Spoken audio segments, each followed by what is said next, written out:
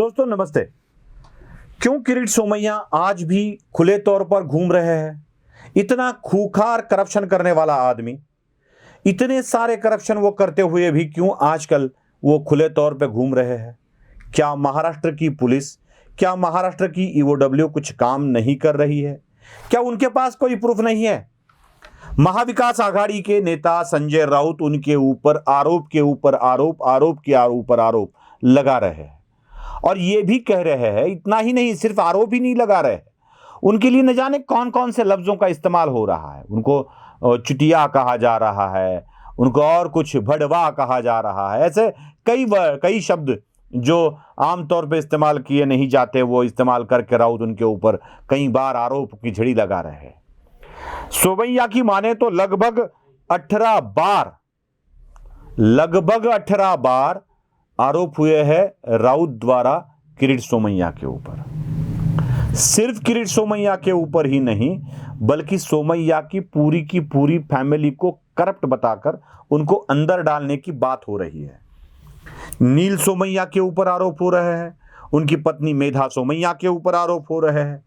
यहां तक कह डाला गया है कि नील सोमैया, किरीट सोमैया और मेधा सोमैया ने मिलकर 7,500 करोड़ रुपए का घोटाला किया है और ये पैसे देश के गृह मंत्री तथा प्रदेश के पूर्व मुख्यमंत्री देवेंद्र फडणवीस और अमित शाह तक पहुंचाए गए हैं।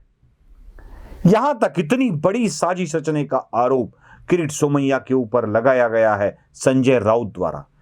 क्या संजय राउत की इन कंप्लेंट्स के ऊपर महाराष्ट्र की पुलिस अब तक क्यों काम नहीं कर रही है? क्या संजय राउत ने इन सब के प्रूफ दे दिए हैं?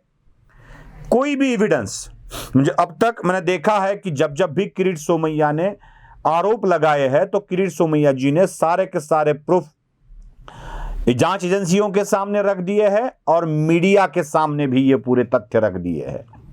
तो इतने गंभीर आरोप होने के बाद भी ये सारे प्रूफ जांच एजेंसियों को क्यों नहीं सौंपे गए? अगर सौंपे गए हैं तो अब तक ये अरेस्ट क्यों नहीं हुए हैं? कितनी बार एसआईटी का गठन हो चुका है, लेकिन हुआ क्या? कुछ भी तो नहीं।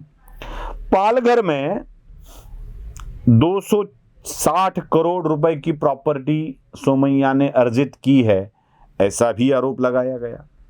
ईडी के जॉइंट डायरेक्टर की इन्वेस्टमेंट इसमें है। ईडी का जो जॉइंट डायरेक्टर अभी काम कर रहा है, कौन है वो भी नहीं बताते हैं। अगर ईडी के जॉइंट डायरेक्टर ने 260 करोड़ की इन्वेस्टमेंट किरीट सोमैया या उनके किसी करीबी व्यक्ति के प्रोजेक्ट में की है तो यह बहुत ही गंभीर और संगीन मामला है। ऐसा आरोप अगर सच में संजय राउत लगाते हैं और इसमें कुछ भी सत्य है तो इसके प्रूफ भी संजय राउत को देने चाहिए। आज तक कोई प्रूफ नहीं दिया गया। किरीट सोमैया को बदनाम करने के लिए ही आरोप लगाए गए हैं या सच में कुछ हो रहा है, इसका खुलासा संजय राउत को करना चाहिए और इन्वेस्टिगेटिंग एजेंसीज को भी करना चाहिए। 450 करोड़ रुपए का फायदा उठाया नील सोमैया ने, वो भी राकेश वाधवान की कंपनी से, यह भी आरोप लगाया गया। क्या सच में नील सोमैया के किसी प्रोजेक्ट में राकेश वाधवान के 450 करोड़ लगे हुए हैं? यह भी हमने एक वीडियो के माध्यम से देखा है। क्या सच में ऐसा कोई इन्वेस्टमेंट हुआ है? प्रूफ संजय राउत के पास है तो वो भी ये दे दे। पीएमसी बैंक घोटाले में से पैसे किरीट सोमैया को भी मिले हैं। अब किरीट सोमैया ने ये प्रूफ कर दिया है कि पीएमसी बैंक वाले पैसे प्रवीण राउत के पास आए, प्रवीण राउत के पास के पैसे संजय राउत की पत्नी वर्षा राउत के पास आए, वर्षा राउत ने इससे घर खरीदा। ये तो ऑफिशियली आपने हामी भरी है इसके लिए। तो ऐसे कुछ प्रूफ संजय राउत क्यों नहीं दे देते? जुहू वाली प्रॉपर्टी में 100 करोड़ रुपए का काम करके 15 करोड़ रुपए कमाए, ऐसा भी एक आरोप लगाया गया है। 4 ईडी ऑफिसर है जो इनके साथ मिलकर सोमैया बहुत सारा काम कर रहे हैं, यह भी लिखा गया है, यह भी बोला गया है, लिखा गया नहीं है, बोला गया है। इसके लिए तो एसआईटी का गठन होके भी 1.5 महीना को उलट गया और इस 1.5 महीने में लगभग 7 लोगों के स्टेटमेंट हो चुके हैं। क्या कर लिया एसआईटी ने? क्या कुछ प्रूफ जमा किए हैं? क्या कुछ सच सामने लाया है? कुछ भी तो नहीं।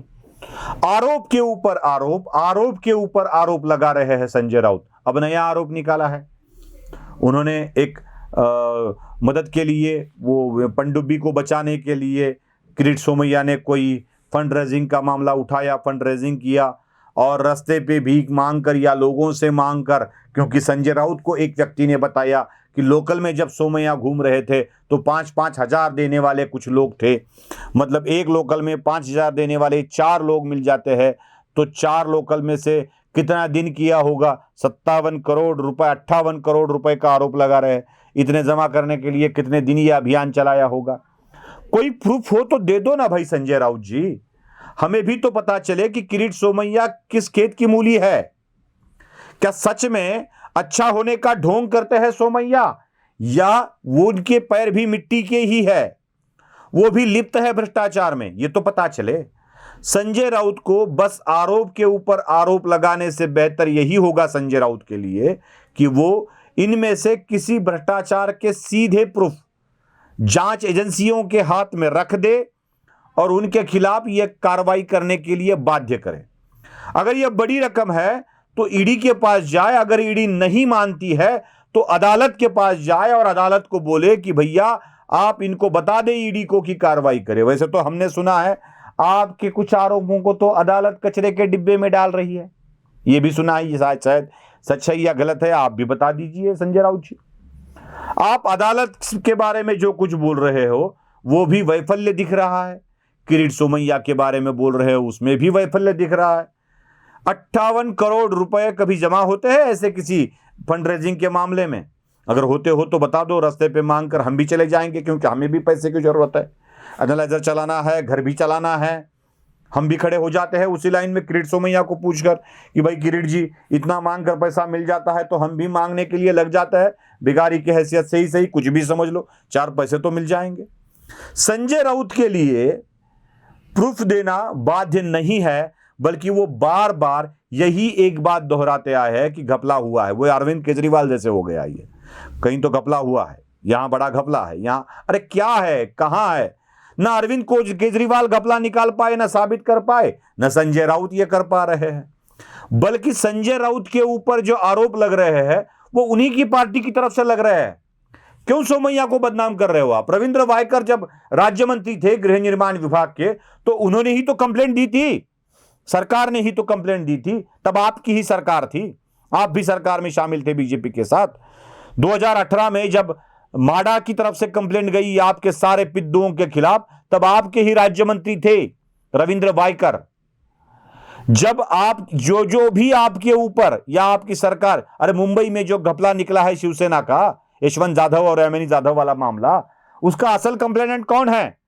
उसकी असल कंप्लेंट की है असलम शेख ने, जो आपकी सरकार में मंत्री है।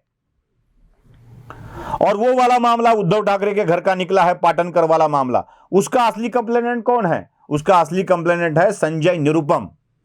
मतलब आपके ही सत्ता में हुए लोग आपके ही खिलाफ काम कर रहे हैं और आप बिन बजा रहे हो, आप बोल रहे हो कि बदले की भावना से हो रहा है। ये बदले की भावना से नहीं हो रहा है संजय राउत जी, ये बदली हुई भावना से हो रहा है और ये आपको याद रखना होगा। नमस्ते।